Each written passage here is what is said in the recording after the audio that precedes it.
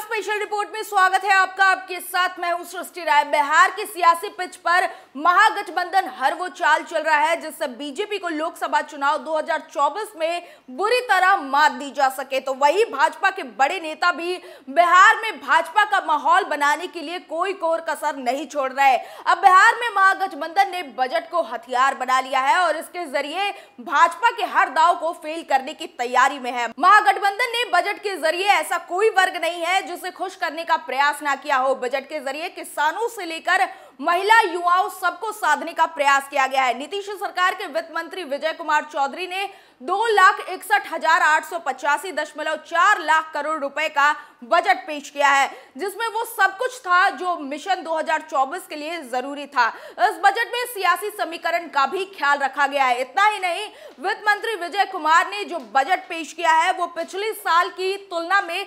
24,194.21 करोड़ रुपए अधिक है। मतलब साफ है कि महागठबंधन ने इस बार के बजट में पूरी ताकत झोंक दी है और जनता को बताने की कोशिश की है कि हम किसान, महिला और युवाओं के सच्चे हितैषी हैं। वो इसलिए क्योंकि अगले साल 2024 में लोकसभा चुनाव और 2025 में बिहार विधानसभा चुनाव है। इस लिहाज से एक बार फिर से बजट में रोजगार पर भी खास फोकस किया गया है और साथ ही लोक लुभावन घोषणाएं भी की गई है। लोकसभा चुनाव 2024 को लेकर बिहार में सियासी बिसात बिछाई जाने लगी है। बीजेपी की टॉप लीडरशिप ताबड़तोड़ रैली करके माहौल बनाने में जुटी है, तो नीतीश कुमार, तेजस्वी यादव की अगुवाई में महागठबंधन भी राजनीतिक ताना बाना बुनने में लग गई है। नीतीश सरकार के वित्त मंत्री विजय कुमार चौधरी ने 2,61,885.4 लाख करोड़ रुपए का बजट पेश किया है, जिसके जरिए मिशन 2024 को साधने का दाव चला है। महागठबंधन ने बजट के जरिए रोजगार, किसान, महिलाओं और जातीय जनगणना पर फोकस कर बीजेपी को बिहार में घेरने का एजेंडा सेट करने की कोशिश की है। पिछली बार से ज्यादा बढ़ा बजट। नीतीश कुमार की अगुवाई वाली महागठबंधन सरकार ने पिछले साल की तुलना में इस बार बजट बढ़ाया है। वित्त मंत्री विजय कुमार ने वर्ष 2023 और 24 के लिए कुल प्रस्तावित बजट व्यय 2,61,885.4 लाख करोड़ रुपए पेश किया, जो पिछले वर्ष की तुलना में 24,194.21 करोड़ रुपए अधिक है। अगले साल 2024 में लोकसभा चुनाव और 2025 में बिहार विधानसभा चुनाव के लिहाज से इस बार का बजट के रोजगार पर खास फोकस किया गया है और साथ ही लोक लुभावन घोषणाएं भी की गई हैं।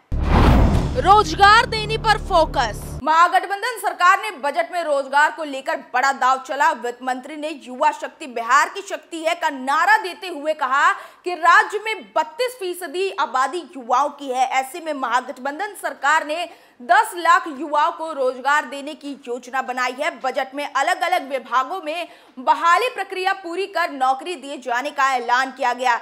सरकार ने शिक्षकों की नियुक्ति, विभिन्न विभागों में रिक्त पदों को भरने के अलावा पुलिस बल में अतिरिक्त पद सृजित करने की बात कही है।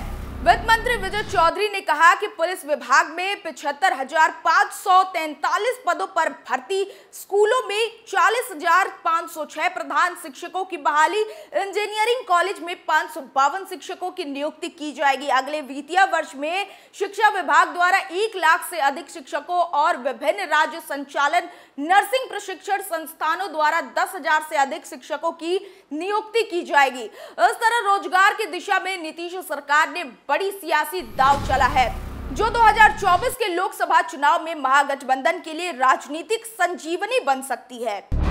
महिला वोटर्स को साधने का दाव। नीतीश सरकार ने बजट के जरिए महिलाओं को साधने की कोशिश की है। बजट में महिलाओं के लिए विशेष प्रावधान किए गए हैं। महागठबंधन सरकार ने नारी शक्ति योजना के तहत महिलाओं को यूपीएससी के लिए 1 लाख और बीपीएससी की तैयारी के लिए 50,000 रुपए देने का प्रावधान रखा है। तलाकशुदा अल्पसंख्यक महिलाओं के लिए नीतीश सरकार ने बड़ी घोषणा की है। अल्पसंख्यक कल्याण योजना के तहत राज्य सरकार तलाकशुदा अल्पसंख्यक महिलाओं को वित्तीय सहायता राशि के तौर पर पहले 10,000 रुपए देती थी, जिसे बढ़ाकर अब 25,000 रुपए कर दिया गया है। यह राशि जीवन में एक बार ही दी जाती है। बिहार में नीतीश कुमार की सियासी ताकत के पीछे महिला वोटर्स की भूमिका रही है और उनकी समाधान यात्रा के दौरान महिलाओं की बड़ी भागीदारी देखने को मिली थी। केंद्र में मोदी सरकार के आने के बाद महिलाओं को बीजेपी ने अपना मजबूत वोट बैंक के तौर पर तैयार किया है। 2020 के बिहार विधानसभा चुनाव के दौरान नीतीश के सत्ता में वापसी के पीछे भी इन्हीं महिला वोटर्स की अहम रोल था। यही वजह है कि नीतीश ने महिलाओं का बजट में खास ख्याल रखा है। किसानों पर भी फोकस। नीतीश तेजस्वी की महागठबंधन सरकार ने बजट के जरिए किसान को मजबूती से अपने साथ जोड़े रखने की कोशिश की है। वित्त मंत्री विजय कुमार चौधरी ने बजट पेश करते हुए किसानों की आमदनी बढ़ाने का संकल्प लिया। बिहार के हर खेत पानी और ग्रामीण अर्थव्यवस्था को मजबूत करने के लिए विशेष प्रावधान रखने का ऐलान किया। मखाना और शहद के लिए एक्सीलेंस सेंटर बनाने का वादा भी किया। कृषि रोड मैप में दलहन तिलहन को प्राथमिकता देने के साथ साथ नदी जोड़ने योजना के तहत कोसी मेची को जोड़ने की बात कही। किसान बिहार की सियासत में एक रोल प्ले करते हैं, जिसके चलते नीतीश ने बजट में खास ध्यान रखा है। महागठबंधन की सोशल इंजीनियरिंग। नीतीश कुमार की सरकार ने बजट के जरिए महागठबंधन की सोशल इंजीनियरिंग को साधने की कवायद की। वित्त मंत्री ने अपने बजट भाषण में जातिगत जनगणना का भी जिक्र किया। उन्होंने कहा कि जातीय जनगणना को लेकर हाउस लिस्टिंग का प्रथम चरण का काम 21 जनवरी 2023 को पूरा कर लिया गया है और द्वितीय चरण भी निर्धारित समय में पूर्ण करने का लक्ष्य है। जातिगत जनगणना के तहत जातियों की जनगणना और आर्थिक स्थिति का पूरा आकलन किया जा रहा है। जातीय जनगणना से ओबीसी जातियों को साधने की नीतीश ने कवायद की, तो बजट में दलितों और आदिवासी का भी खास ख्याल रखा गया है। वित्त मंत्री ने कहा कि वित्तीय वर्ष 2023 और 24 में अनुसूचित जाति और अनुसूचित जनजाति समुदाय के लाभ के लिए खर्च की जाने वाली राशि को लघु मद में अलग से निर्धारित किया गया है, ताकि इसे किसी अन्य मद में खर्च न किया जा सके।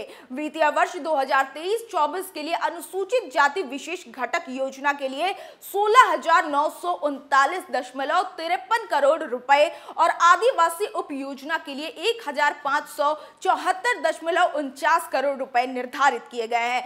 इस तरह से महागठबंधन ने सोशल इंजीनियरिंग बनाने का दांव चला है। भाजपा ने खेला सिक्योरिटी वाला गेम। इसके साथ ही बीजेपी भी खुद को सुरक्षित करने के लिए सिक्योरिटी वाला दांव चलकर चुनावी समीकरण को एक एक कर साध रही है। बिहार की राजनीति हर दिन एक नए खेल के साथ शुरू हो रही है। जाहिर है गठबंधन की राजनीति में लगभग अकेले दिख रही बीजेपी के भीतर यह खेल विशेष संदर्भ में हो रहा है। यहाँ दिलचस्प यह है कि बीजेपी के सारे तीर निशाने पर लग रहे हैं। इन खेलों में एक खेल सुरक्षा का चल रहा है। इस सुरक्षा के खेल में बीजेपी भी अपने को सुरक्षित रखने के समीकरण को दुरुस्त कर रही है। सुरक्षा के खेल में केंद्रीय नेतृत्व ने सबसे पहले एलजेपी के राष्ट्रीय अध्यक्ष चिराग पासवान और अब वीआईपी के अध्यक्ष मुकेश सहनी का नाम सुर्खियों में है।